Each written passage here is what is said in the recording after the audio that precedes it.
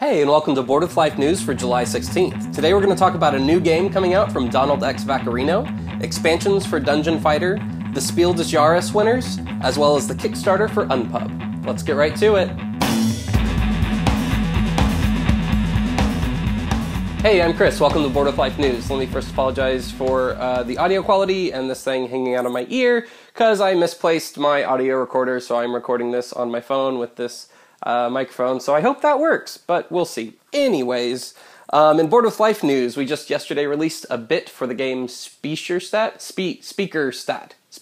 that's how you say that, by Stefan Feld, a game we are quite fond of, so go check that out if you haven't already. A week or two ago, we released a Dead of Winter Let's Play video that is pretty fun. It's us playing the whole game of Dead of Winter that's about to get released, so if you're interested in that, definitely go check that out. And guess what? Surprise! We've done a podcast for the new edition of Dungeons & Dragons that just came out.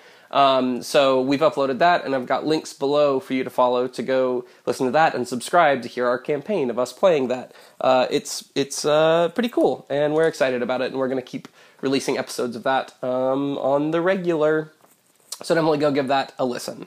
All right, on to board game news. Up first, Donald X Vaccarino, famed designer of Dominion, has released some information on a new game that he's making. It's called Temporum, and it's kind of like an alternate history time travel-y game. I don't think it's actually time travel-y. I think it's alternate history.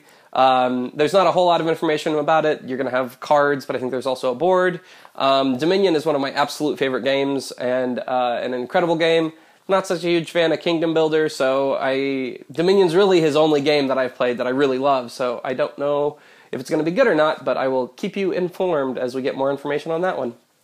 Up next, Dungeon Fighter, the dungeon crawling dexterity game where you have to throw dice onto a target and try to hit a certain part of the target to figure out how much damage you do to monsters, that then has extra dexterity things thrown into it, where you might have armor that gives you more life, but you have to throw a dice under your leg, or you might have a spell put on you that means that you have to sit under the table and throw dice. It's a very fun dexterity game mixed with a dungeon crawler. Well, they have two new expansions coming out. One of them's Fire at Will, and one of them's The Big Wave.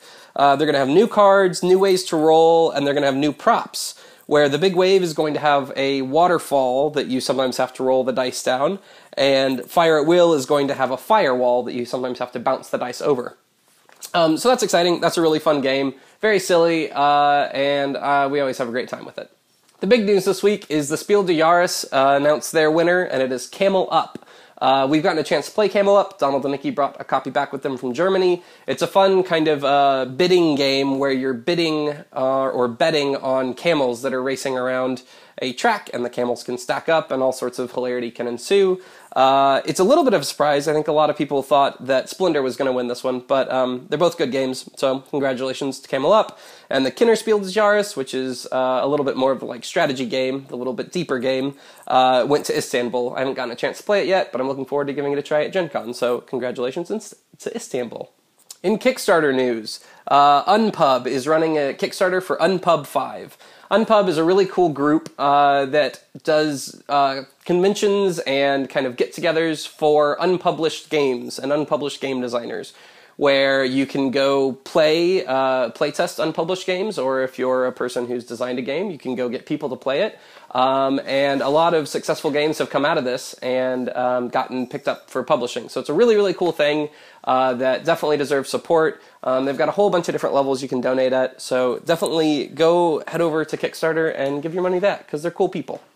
All right, that's the news for this week. Thanks for tuning in. Make sure you subscribe to our channel. We have all sorts of stuff, Let's Plays, bits, all sorts of good things coming up all the time, so you definitely don't want to miss out on that. Follow us on Twitter, like us on Facebook, all that good stuff. This week's question comes via Twitter from @GameritisGuy, and he asks, how often do you guys play board games now? Has it increased or decreased since doing Board with Life? That's kind of both. It has increased and decreased, weirdly. I personally play board games usually, definitely at least once a week, often twice a week.